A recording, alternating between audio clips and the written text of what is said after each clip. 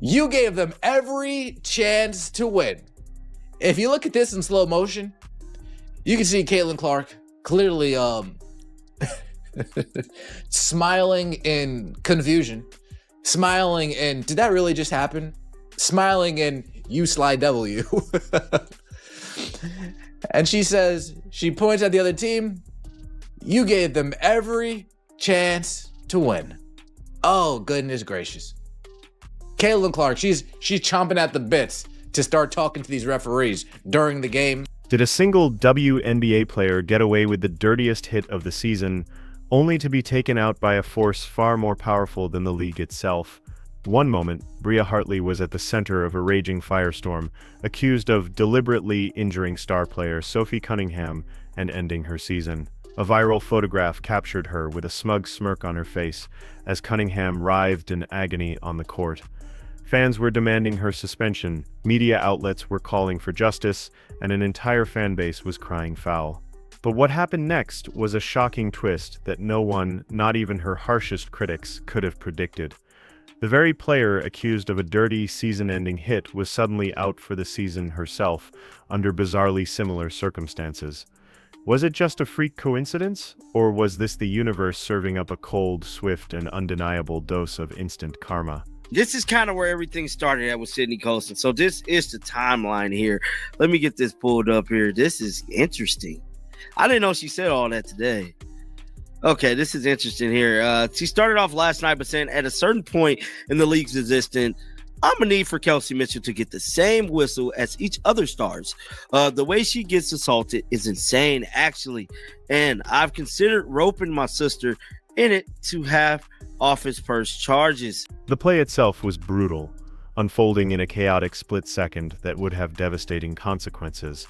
During a heated matchup between the Connecticut Sun and the Indiana Fever, Sophie Cunningham, known for her grit and relentless hustle, made a move to the basket. In the tangle of bodies, she collided with the Sun's Bria Hartley. It wasn't a clean basketball play. It was a hard, awkward impact. Cunningham immediately went down, and the collective breath of the arena was sucked out of the building. There was no theatrical roll, no delayed reaction to draw a whistle from the referees. There was only a raw, instinctual grab for her knee as her face contorted in a mask of pure agony. The energy in the arena instantly shifted from competitive fire to somber concern.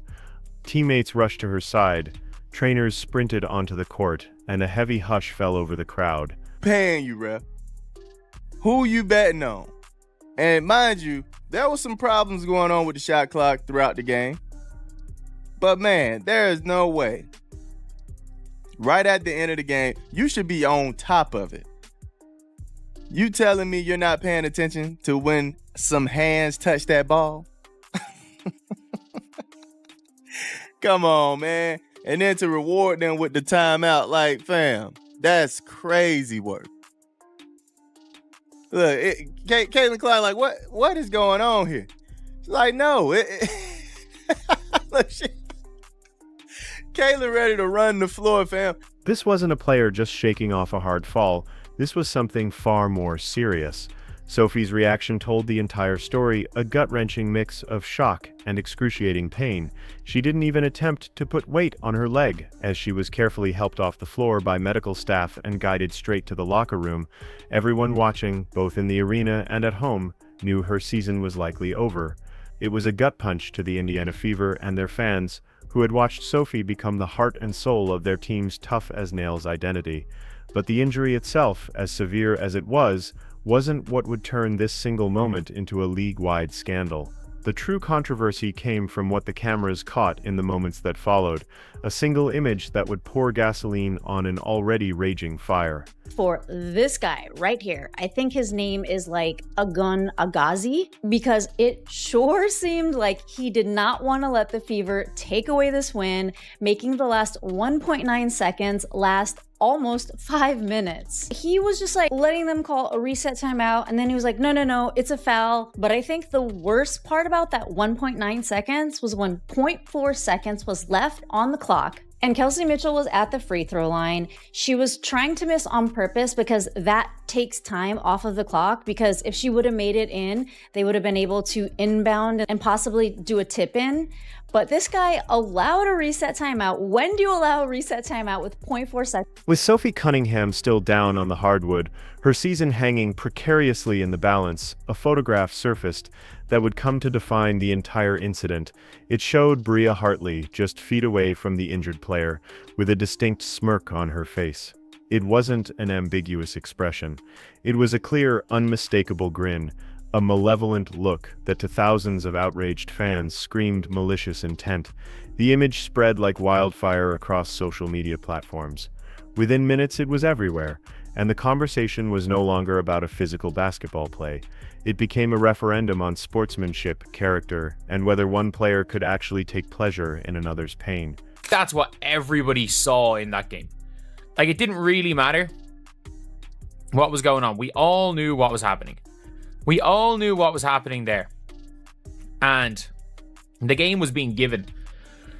The game was absolutely being given to the Sparks. They were giving the Sparks every single chance possible to go and win that game.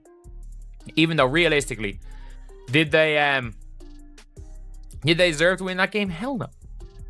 Hell no. They did not.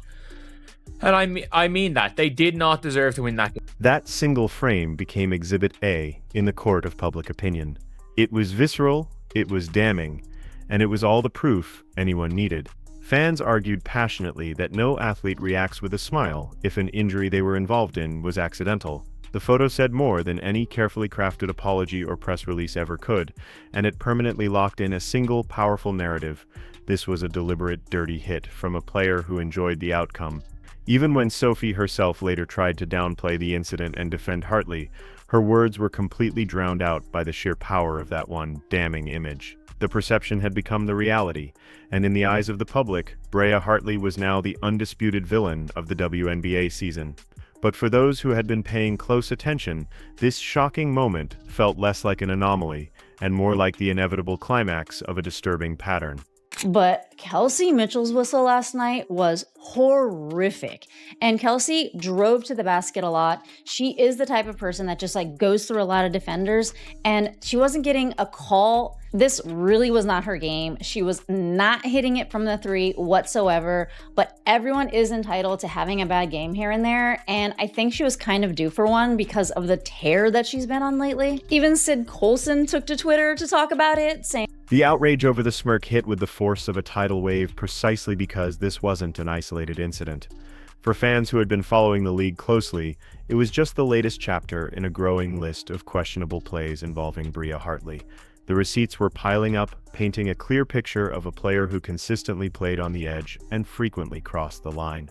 Earlier in the season, during a heated dust-up with Chicago Sky's rookie sensation Angel Reese, Hartley was widely accused of grabbing Reese's hair in the middle of a rebound battle. You don't accidentally get a fistful of braids in a basketball game, and Reese's furious reaction on the court made it clear just how blatant the act felt. Get careful, you're going to get fined. Then Sydney Colson said, I can't get no more fine. So Lynn Dunn stated, agree, I will help pay the fine. So that's what Lynn Dunn stated yesterday about the fines. And Caitlin Clark said, love it. Everyone listen to Lynn.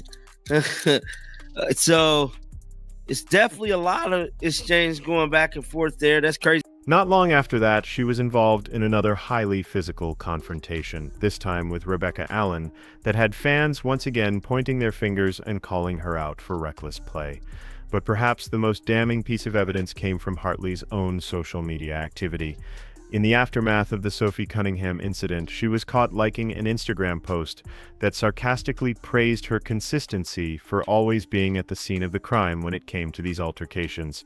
It was an astonishingly tone-deaf move. She wasn't just being accused of being a dirty player by the public. She was now practically endorsing the title herself. It was seen as a complete lack of remorse, a shocking embrace of the villain role that only confirmed everyone's worst suspicions. She wasn't a victim of circumstance. She was leaning into the chaos she created. Like, I love Paige to death. Do not get me wrong. I think, like, again, I think she's a hell of a player and, like, would love to play with her one day. But those refs were giving her every freaking whistle last night. Like, you literally couldn't touch her. And that shit is so annoying to me. Like, and if you're going to do that, then give it to our guards. Like, I just hate the inconsistency.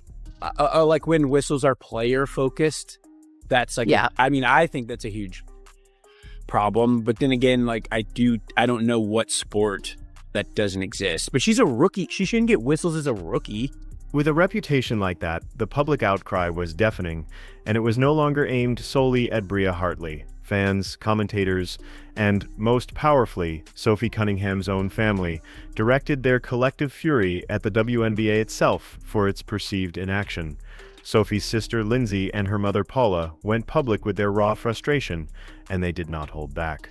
They questioned why the league was so quick to hand out fines to players for criticizing poor officiating, but seemed to do absolutely nothing to rein in the dangerous, reckless plays that were actually putting athletes' careers at risk. Her mother's words were particularly scathing, calling Hartley a disgruntled player having trouble everywhere she goes, who plays mean and out of control. People are talking about the refs than that. More people are talking about Caitlin Clark's reaction than that. And that just sums up how bad the refereeing is that we have seen an unbelievable game.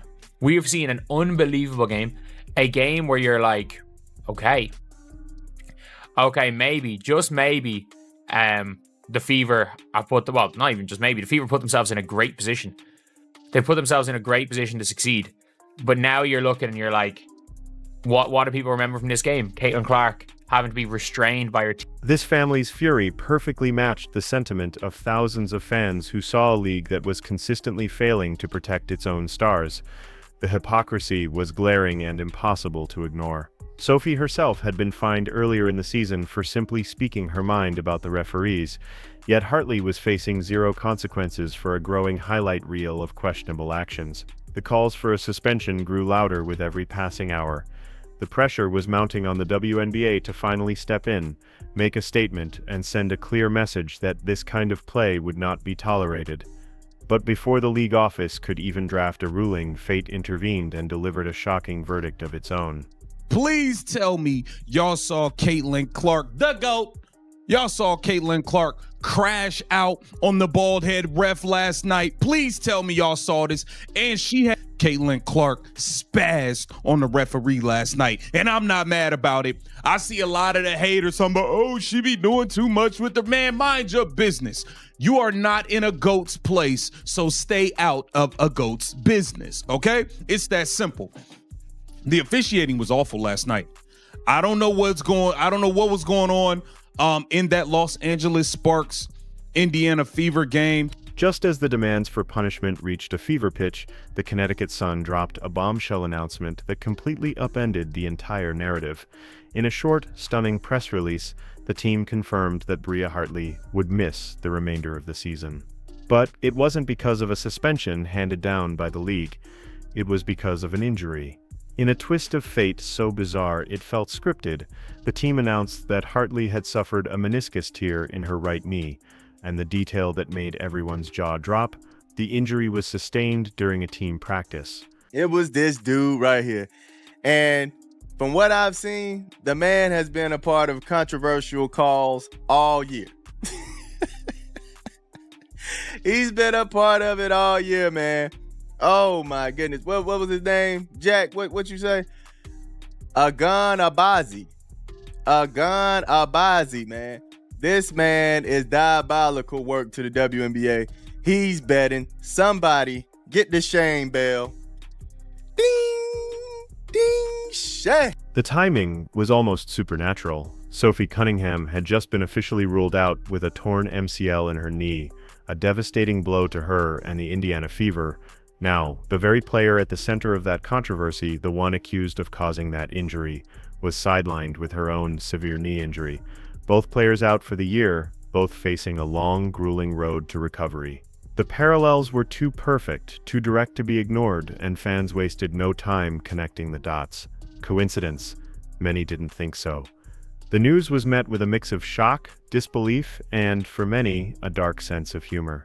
Speculation ran wild, with some even joking that her own teammates had finally had enough. But for the vast majority of onlookers, this wasn't a coincidence or a random accident. They called it one thing and one thing only: instant karma. Hey, Ganabazi, how much money you got on that game? You took the Sparks to win, huh? Didn't you? You took the Sparks to win, huh? Didn't you? It's okay. It's okay. Maybe next time. Maybe next time you'll get the benefit of the doubt. The referees are bad, Bo. The referees are absolutely horrendous in this game.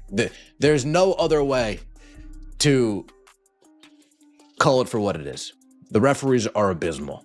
And you can't help but wonder, is there foul play going on here? Is there foul play going on? The internet erupted. Indiana Fever fans, who had been seething with righteous rage just days earlier, were now overcome with an undeniable sense of cosmic vindication. Social media was flooded with posts celebrating what they saw as perfect, poetic justice. "Wonder if she's grinning now," one user wrote. Another triumphantly added, "Prayers do come true." The storyline was simply too incredible to believe. Fans saw it as the basketball gods stepping in where the league had failed to act. It was a kind of divine justice, a perfect eye-for-an-eye scenario that no suspension or fine from the league office could ever have matched. The same aggressive style of play that had earned Bria Hartley a notorious reputation had, in the eyes of the public, come back to haunt her in the most ironic way imaginable. Sid Colson is someone that everyone used to call the face of the league because she gets along with everybody. So when she's taking to Twitter to complain about something, it must be bad. Because usually she's just really funny, kind of cracking jokes here and there. And although this was pretty funny, there was a tone of seriousness, like calling out the referees, because the way that the Indiana Fever has been officiated, I think she finally understands from being on the team. And I'm telling you, this team sticks together. Her whistle was so bad last night that Lexi Hull even got a tech for it. Without the WNBA having to lift a finger, Hartley was off the court. Her season was over, and the threat she posed to other players was neutralized. This narrative provided a sense of closure and vindication for Sophie's supporters that a simple suspension never could have. But while fans online celebrated the universe's powerful sense of justice, the person at the very center of it all, Sophie Cunningham, had a surprisingly different and far more complex reaction to the whole ordeal. Sparks got every single call imaginable, and it was just noticeable, to the point you got Caitlin Clark running on the floor ready to crash out on a ref in the middle of the game, to the point where it's obvious. It's like the fix was in. The fix was completely in. So the WNBA needs to do something about this. Kathy Engelberg, you need to get a hold of what's going on here. The officiating Kelsey Mitchell getting knocked around like a damn pin. Bria Hartley's season-ending injury and the instant karma narrative grabbed all the headlines, but that isn't the lasting story here. The real focus has shifted to Sophie Cunningham, her toughness, her honesty, and her unwavering refusal to let her haters define her narrative. Even while sidelined with a devastating injury, she turned an ugly, painful situation into fuel. She showed unbelievable grace by defending Hartley on her podcast, but also showed her fierce loyalty by vowing to protect her family at all costs. While the public debated karma, Sophie focused on recovery, embodying the very resilience her team now draws upon. And look at the Indiana Fever. In Sophie's absence, they have refused to fold. Kelsey Mitchell has been on a tear, dropping huge scoring nights. Lexi Hull has stepped up as a steady, reliable leader, and Aaliyah Boston continues to be a dominant force inside. This team hasn't been broken by the adversity. They seem to have been forged by it into something stronger. And now, with the eventual return of the phenomenal Caitlin Clark looming on the horizon, the entire dynamic of their season changes. Suddenly, the playoffs don't just feel possible, they feel wide open. The league may have failed to protect Sophie Cunningham, but the Indiana Fever doesn't need saving. They are far too busy writing their own comeback story, a story of grit, determination, and the unshakable spirit of a team that refuses to be counted out.